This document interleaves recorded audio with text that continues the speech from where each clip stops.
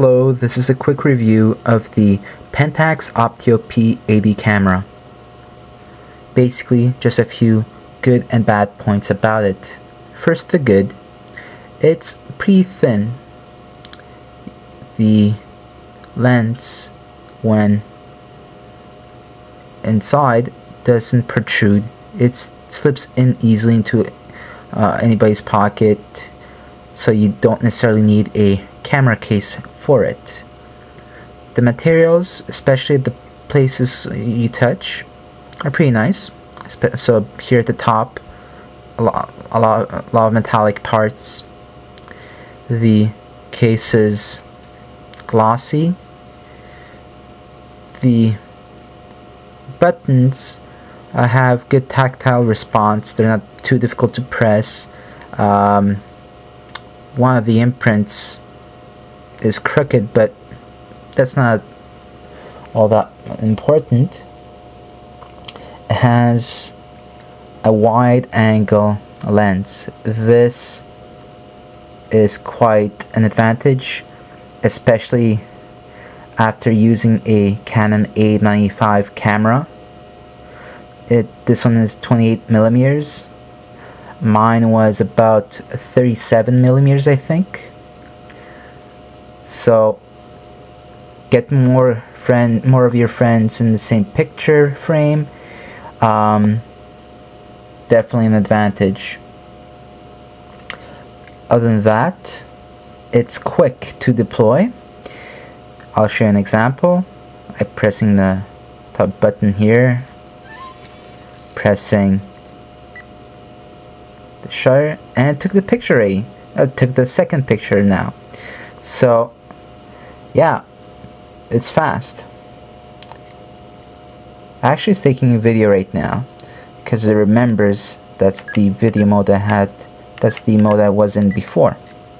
I'm gonna talk about that later. And one advantage also is when you press on the playback button, you're reviewing your pictures. You can press at any time on the shutter, and it immediately goes back into video mode. Well, into picture taking mode, recording mode, whichever. And that's pretty good because if you ever pass it to a friend or a stranger, they won't have to navigate through the menus. So that's the that's the good points. Now the bad points. First off, the placement of the flash. You know, as the flash is right there. So whenever somebody who doesn't know the camera takes a picture, they might obstruct it. So they'll end up with images with dark areas. The automatic white balance is very bad, especially if you don't turn on the flash. It tends to put everything in yellow, even in good lighting, indoor lighting. The camera takes pictures mostly in 400 ISO modes, 400 ISO sensitivity, which tends to be very grainy. I mean, even if you turn on the flash, it still does that, which is kind of disappointing. The only way to alleviate that is to go into program picture mode, change the ISO, change a lot of things, and then remember that you're in that mode next time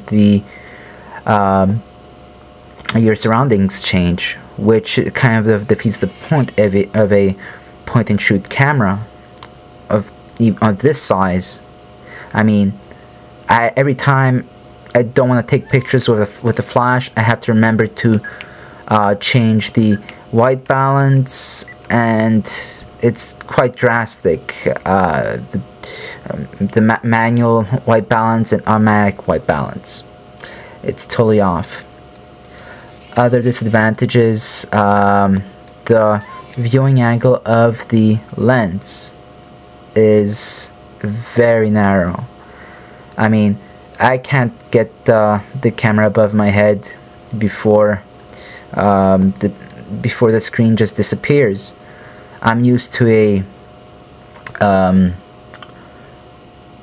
to a display that I can rotate with the A95, so viewing angle was never an issue. But I do know that other cameras do a better job at this. If you want to take a picture above crowds, from the side, things like that.